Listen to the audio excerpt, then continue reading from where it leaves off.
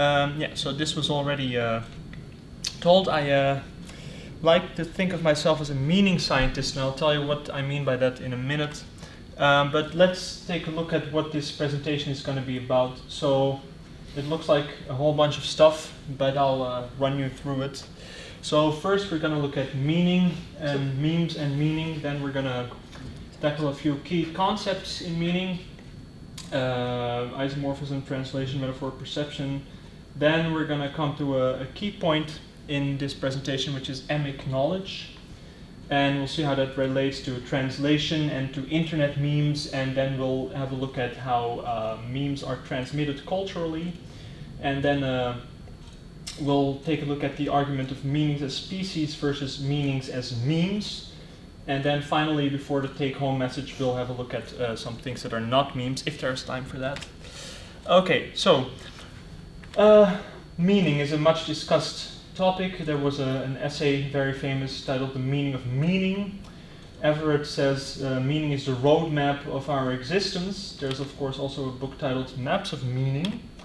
And don't forget that Korzybski also said back in the 30s that the map is not the territory. And here's another one about meaning. Perhaps the biggest question of our existence is what is the meaning of life? So, clearly meaning is important, but what exactly is it? Let's talk about that. So, of course, the word meaning has multiple meanings.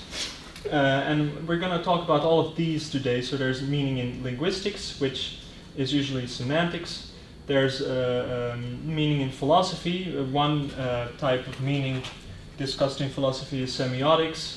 So that's the relation between science and the things that the science point to. And then there's another type of meaning that you could call existential meaning. That's all this stuff about the meaning of life and so on.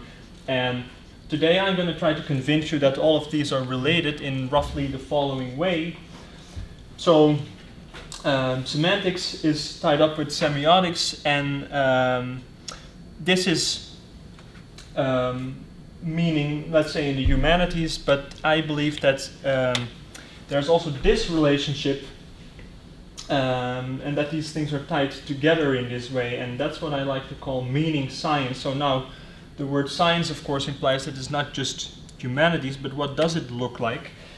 I didn't have time to make a neat Venn diagram, but this is a rough sketch of what I think meaning science is. So there's all these different disciplines like linguistics, sociology, philosophy, cognitive science that study meaning in a sense, and they all overlap in ways. And I believe that you need all of those to study what meaning is, but you need more than that. You also need you need biology to study how it works. You need neuroscience to study the machinery behind how we recognize and develop meaning. And in order to know how that develops, you need evolutionary biology, you need genetics, you need archaeology to look at how it was in the past long ago. You need anthropology, sociology, all of this stuff.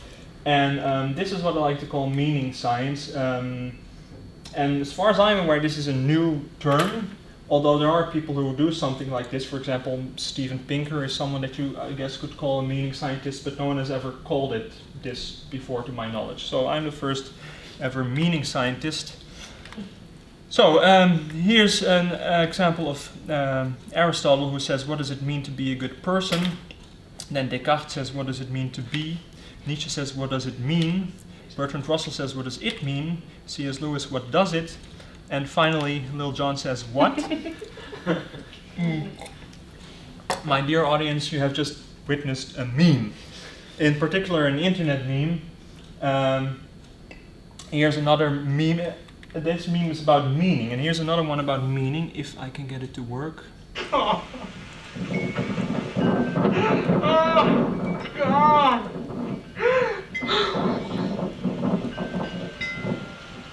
What does this mean?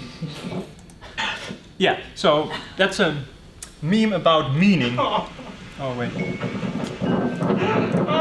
Okay, so internet memes. There's a whole taxonomy of them. I won't go through it in too much detail. But why does it keep doing that? It's desperate. Okay, so Internet memes have certain characteristics, of course. In particular, they're funny. The best and funniest memes are known as Dank Memes. Now, I'm not sure if this is a Dank meme, but it's a meme about Dank Memes, so I guess that makes it a meta Dank meme. There's also stale memes, no longer funny, I guess, and forced memes. Apparently, this is a forced meme. But what I want to get to today is this question. So, what is meaning and what are memes? And I believe that the relationship between the two may be something like this. So this is a drawing by Escher. I believe this is called drawing hands. So the two hands draw each other. So I think in a similar way, maybe the question of what is meaning and what are memes are two questions that answer each other. So this is here are some concepts that are important for our understanding of this. I took these concepts from the work of Doug Hofstadter. Self-ref, that is the property of something referring to itself. Self-rep, which is something reproducing itself. And isomorphism. And out of these three, isomorphism is the most important. As you can see, Hofstadter himself says, I claim that it is perceptions of isomorphism which create meanings in the mind of people. So what is isomorphism? Well, an isomorphism is kind of a mapping between two things, where you map the parts of one whole onto the parts of the other whole, such that the parts fulfill a similar role in one whole as the parts of the other whole do. And the funny thing is, you don't need to understand what the roles are exactly, as long as you understand that they're equivalent. So the relationship of the parts to the whole is equivalent. Here's an illustration of that. For example, you can say Canada is the Russia of America. This is an analogy of the type X is the Y of Z. This is one example of what they call a snow clone. And this is how it works. So you can make this isomorphism between Canada's location in the north of America and Russia's location in the north of Eurasia. You can map the size onto each other. You can map the weather onto each other. They both have tundras. They both have flora and fauna. They both have indigenous peoples with their cultures. They both have a capital which you can map onto each other. I think you can also make this mapping, and this one maybe. You can also maybe map the seas onto each other, although note that east and west are reversed.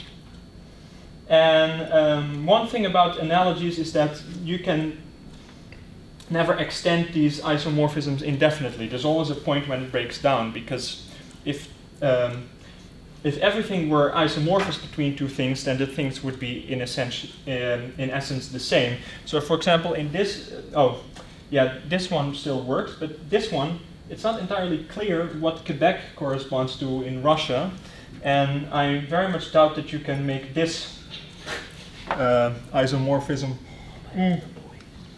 Now, joking aside, here's an example of translation, which is also something that makes use of isomorphisms.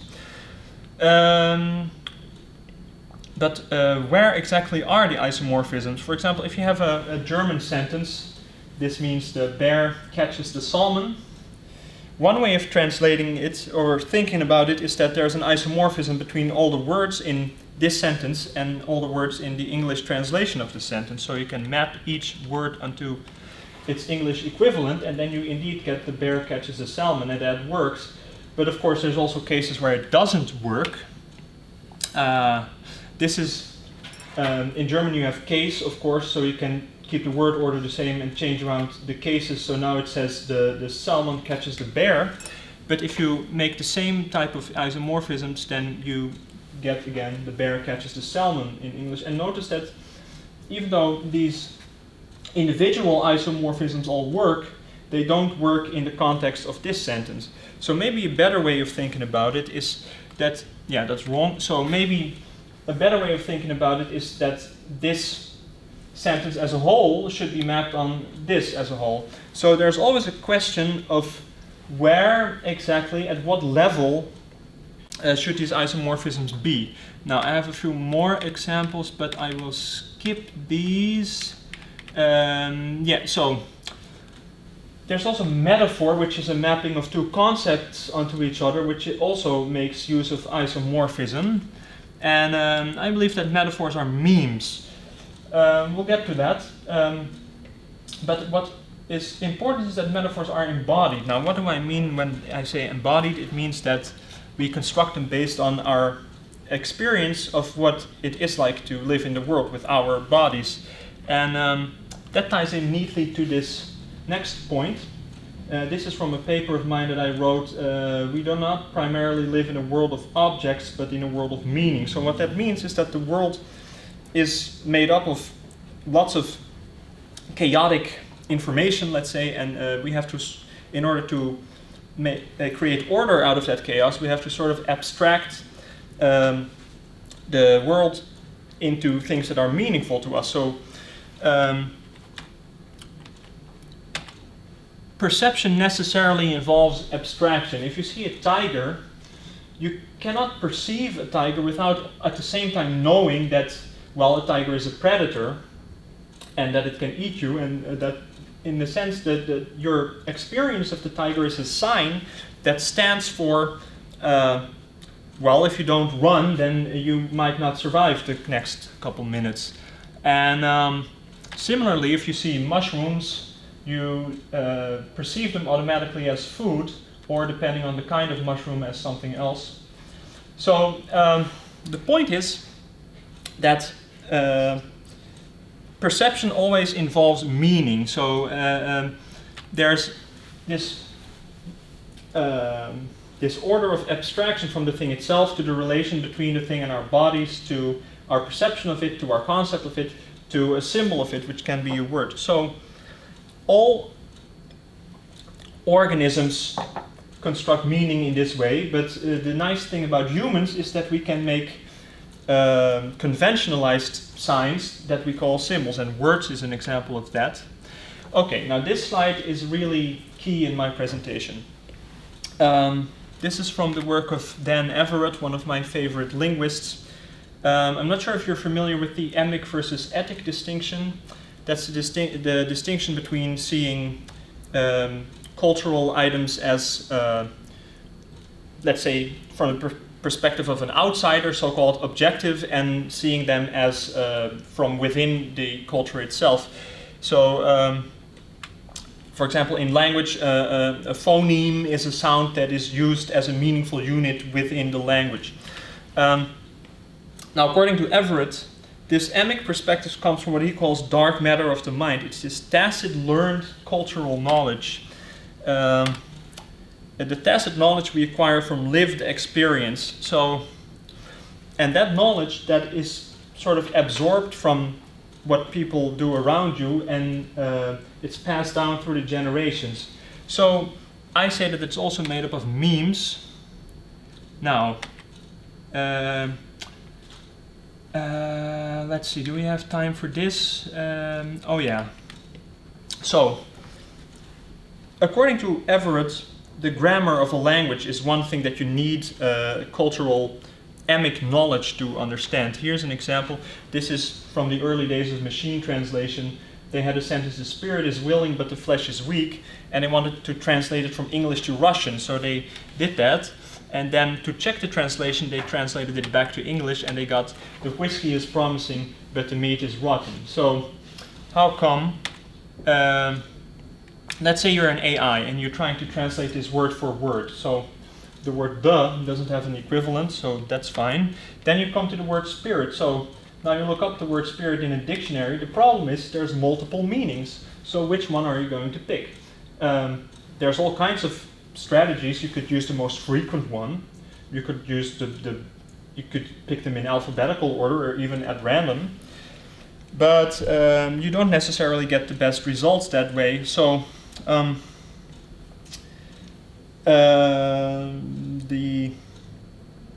now, of course, machine translation has evolved a lot and is able to take context into account and semantics and so on.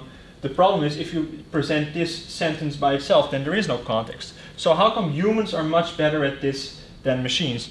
Well, I argue that it's because humans have emic knowledge. So we have all these implicit things that we know without really being aware that we know them. So that this is from the Bible, which is the Holy Book of Christianity, which also exists in Russian culture and so on. And that way we can know that this sentence in Russian corresponds to that sentence in English. Now, here's a funny thing. So I argue that, this is not a title, I argue that just like you can see anything both from an emic and an ethic perspective, like the example of phonemes I just gave, memes also have components that fulfill a role in the meme as a whole, and that you need emic knowledge to understand.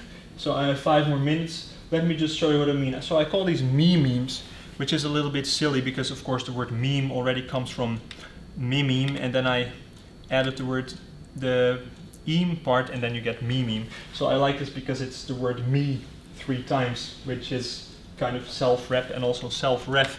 So what do I mean by memes? Now look, this is what I call a morphological meme. So there's a correspondence between the part of the thing and the part of the word. I laughed hysterically for about 5 minutes the first time I saw this. And the interesting thing is that this has variations. So there's also this one with Neapolitan.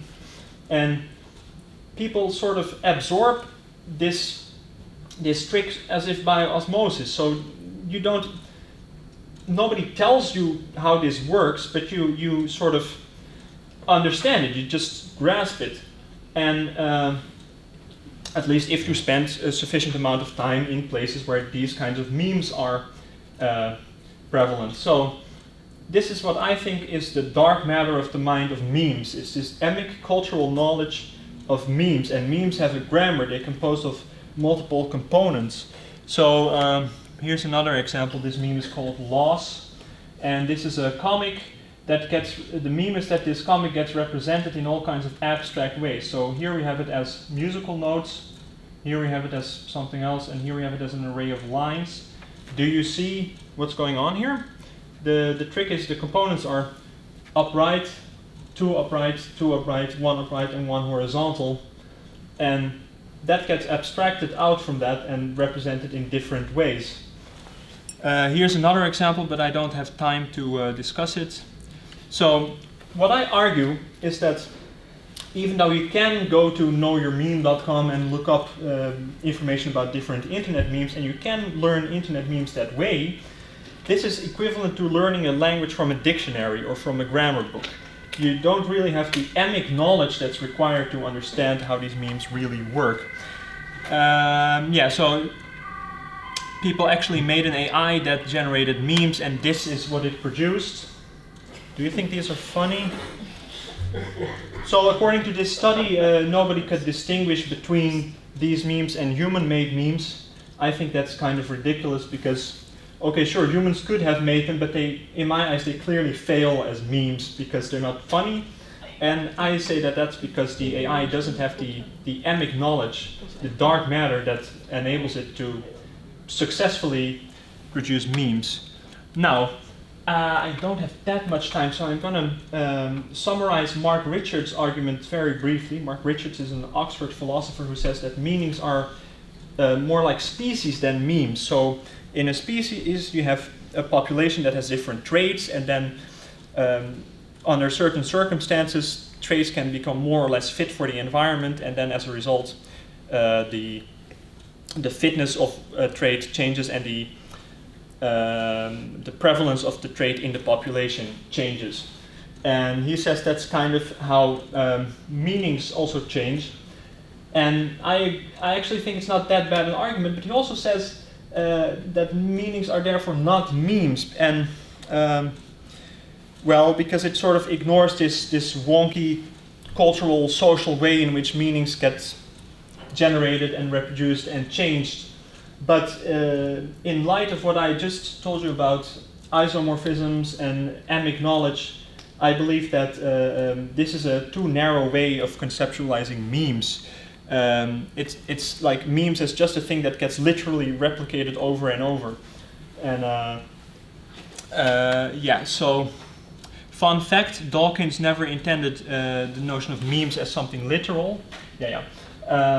It was originally a metaphor, but then people interpreted it this way, and it took on a life of its own. So it's really a meme itself now. So does that mean that memes can create themselves? I don't have time for this, unfortunately, but there is a book titled The Selfish Meme by Kate Diston. I haven't read it, but it's probably cool. And here are some things that are not memes. Okay, so the operational definition of a meme is any information that is self-rep and passed down through successive generations. That's my definition at least. And I believe that's, so this is the take-home message. If we think of memes that way, then we can see that meaning is also information that's self-rep and transmitted down the generations, and therefore meanings can be thought of as memes. Now, so this is the take-home message.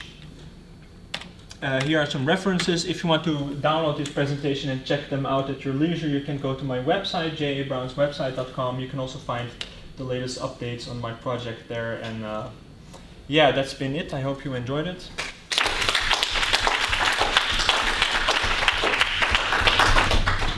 Thank you very much. Are there any questions? Yes? Het voorbeeld van de tijger, die klopt niet. Ik zou maar blijven stilstaan bij een tijger. Dan heb je een grote overlevingskans omdat je wegbent. The example of a tiger is not right because you should stay in one place and then your chances of survival are better. Yeah, fair enough. But the point of that example was that when you see a tiger, you automatically see what the tiger is capable of doing to you. You cannot just perceive the world in an objective way, let's say, without consideration of what it means to you. Yes? Perhaps I missed it, but I think he used the term self-rep multiple times without explaining what it actually means. I think I explained it in the beginning. So self-rep means something that replicates itself. There's an example in Hofstadter, I forgot where, but he has this example of a text that contains instructions for transforming some garbled text so that it reproduces those same instructions. That is an example of self-rep. Yes? Well, thank you for your presentation, first of all. You're welcome. I have a question about your concept of meaning science. Now, Yes. perhaps a bit to play the devil's advocate, wouldn't you say that science in itself is always about meaning? Or perhaps another question, could you give me one discipline or example of science that is not about meaning? What faculty are you from, if I may ask? I'm from the Faculty of Arts, I'm an art historian. Yeah, so you would say that, but someone from physics or whatever would probably say that meaning is the domain of the humanities and science only studies hard facts. I'm not so sure And about I'm that, not so sure actually, either. because what are they doing if they're not looking for the meaning of, well, whatever they're doing, whether it is mathematics or astronomy or art history or linguistics, isn't it all in the end in very many different ways about finding the meaning behind something, and those some things differ, of course, but... No, I agree, Doesn't. That's actually why I think all of these things are ultimately about meaning. So yeah, but then they're also in the end all about science, right? Yes, that's why it's called meaning science. Yeah, but then I guess my point is, why do you need to specify the meaning if meaning is inherent to science? Well, nowadays, in the beginning all science was philosophy, right? And then it specialized more and more, and nowadays these are sort of separate microcosms, let's say, each discipline on its own, and I think that's really sad because they forget let's say the greater meaning of it all, that they're all supposed to be a little part of. It's kind of like the blind man and the elephant, where they all say, no, it's this, and they lose sight of the fact that it's the whole. So in order to sort of bring that attitude back, that's why I coined the concept of meaning science. So I hope you will accept that. So as in an the end, explanation. meaning is like the structuring element of science. You could say that. Yeah, I can live with that. All right. Thank you. Do we have time for one more? Yeah. Can we look at the slide with the translated memes again? Which one? Where you had isomorphism and memes that got translated by or made by AI. Sorry. On the the left Yeah. This one? Yeah. First of all, I love some of these. Second of all, you said these are not memes, like properly. They are not doing what memes do. That's my subjective claim, yes. But why? Why? I Because mean, clearly, I picked them up. I would not have known that they were AI generated. I really enjoyed them. really? Yeah. So, all right. Well, then in that case, your answer is the same as the people who they used in this study, because they also said that. But I suspected that their sample may be biased, but because I wouldn't know if those people are the kind of persons that spend a lot of time in places where memes are made. But let me try to explain what I mean. So, for example, in this is what I meant by mememic knowledge. You have a structure to this meme. You probably know this one. So the individual memes are the buttons, the text, and the guy's face. And in order to successfully reproduce this meme, you have to understand the role that each of these components fulfill in the whole. So the choices should be two things that are contradictory. And it's also often used to display the hypocrisy of someone, right? This guy's face can also optionally be replaced by a celebrity or a flag of a country or the logo of a corporation. But that's all emic knowledge that you need to understand to how this meme works. And you can reproduce this meme differently, but then it doesn't achieve its purpose, let's say. So that's what I think these AI memes lack. But feel free to disagree, of course.